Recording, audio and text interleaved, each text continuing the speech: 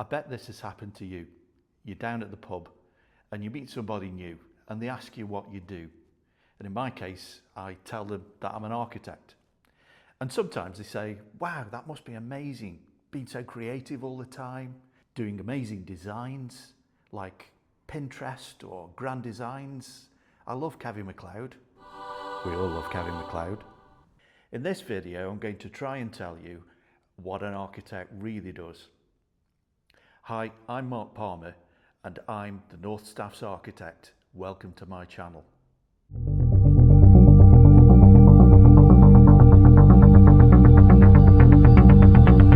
But the part of a job as an architect that most people don't see is that of problem solving.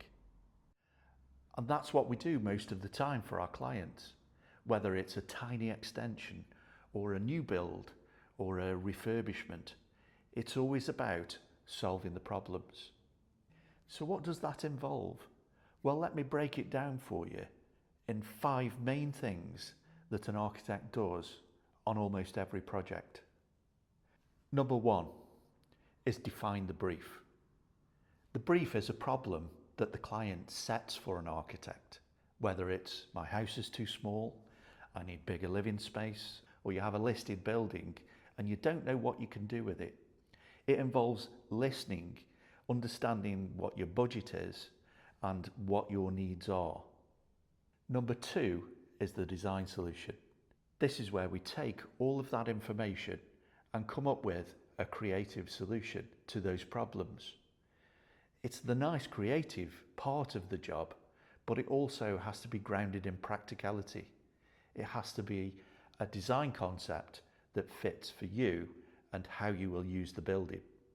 Number 3 is handling the permissions. This is the stage that people are most afraid of. And a lot of people try and avoid going for planning permission by using their permitted development rights.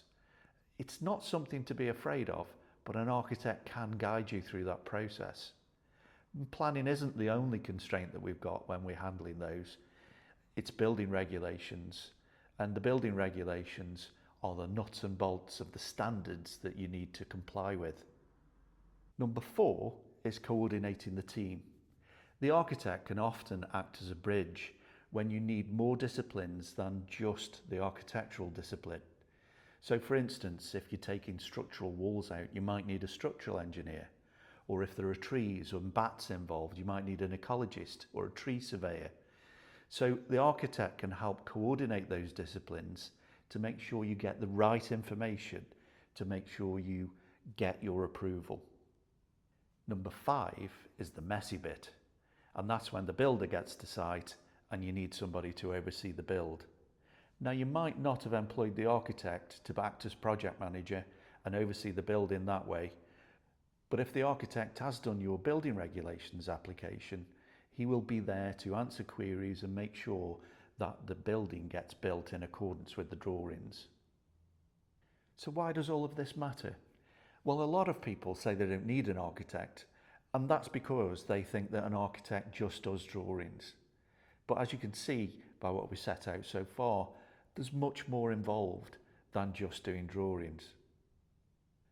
So what you're really getting when you employ an architect is smart decision making, risk management, and a guide to guide you through a complicated process that makes sure your dream becomes a reality.